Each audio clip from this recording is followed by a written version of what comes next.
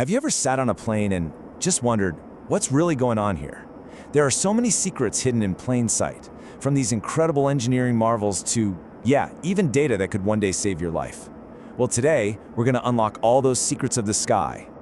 I mean, most of us just think of flying as, getting from point A to point B. But what if I told you that the whole experience, from the ticket in your hand to that meal you're eating at 30,000 feet, is just packed with these hidden details and some really cool science? Let's dive in and find out what's really going on.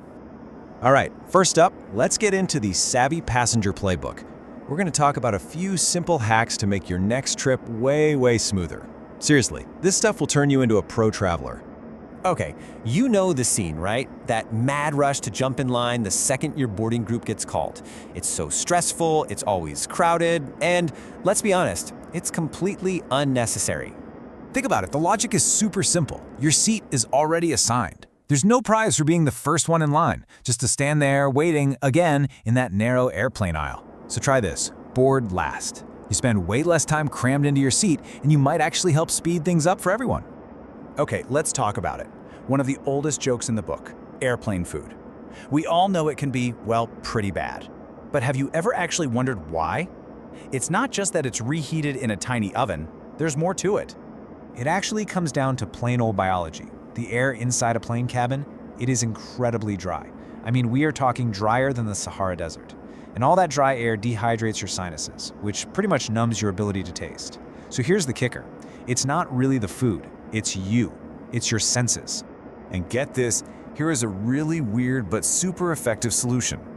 It turns out that constant low-pitched drone from the engines, that also messes with your taste buds. So pop on some noise-canceling headphones. If you can block out that drone, you actually help your senses focus and the food will literally taste better. How wild is that? Okay, so we've covered passenger hacks. Now let's get into the secrets of the aircraft itself. That cabin you're sitting in is just jam-packed with all this clever engineering that, I guarantee, you've probably never even noticed.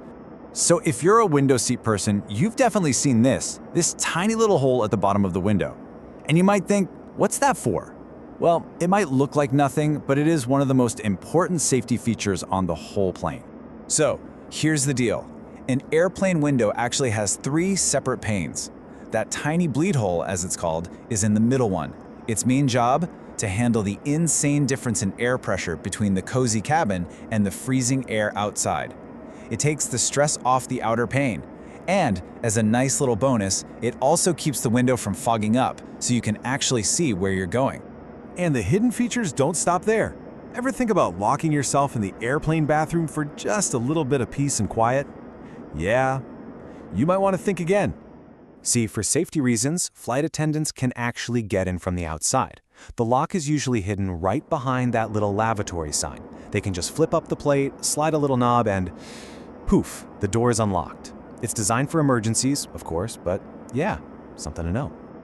All right, so we've talked about us passengers, and we've talked about the plane, but what about the crew? I mean, on those super long 15-hour flights, how do they stay so awake and alert the whole time? They can't just power through without a break.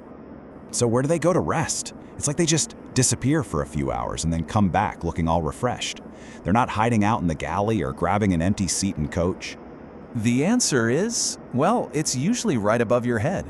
Yep, there's a secret room, completely hidden from view, that most passengers have no idea even exists. They're called crew rest compartments, or CRCs. You'll find them behind a very discreet, often unmarked door.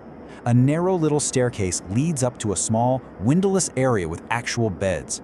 And they're separated, one for the pilots, one for the flight attendants, so they can take shifts and get some real, controlled rest to stay sharp for the whole flight.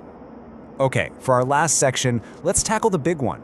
The thing that's on pretty much every nervous flyer's mind, safety. We're going to cut right through the myths and look at what the actual science and the data have to say. Let's kick things off with a fact that, I'll admit, sounds pretty terrifying. On average, every single commercial plane out there gets struck by lightning about once a year. But before you start freaking out, there is a very good reason why this isn't a huge deal. Modern airplanes are literally built for this. The outer shell, the aluminum skin of the plane, it acts like a giant conductor. So when lightning hits, the electricity just flows harmlessly across the outside of the plane and zips right back out into the sky, usually from a wingtip or the tail. And everyone inside? Totally safe. So, what about that classic question, where is the safest place to sit? Well, Time magazine did this huge analysis looking at 35 years of crash data, and they found a really clear pattern. It turns out passengers sitting in the back third of the plane had a much higher survival rate than people sitting in the middle or up at the front. And if we drill down into that data, it gets even more specific. The absolute worst place to be, statistically speaking, an aisle seat in the middle section of the plane. And the safest spot, believe it or not, it's a middle seat in the very back. 72%, that's the number. According to the study, that's the survival rate for passengers in those rear middle seats.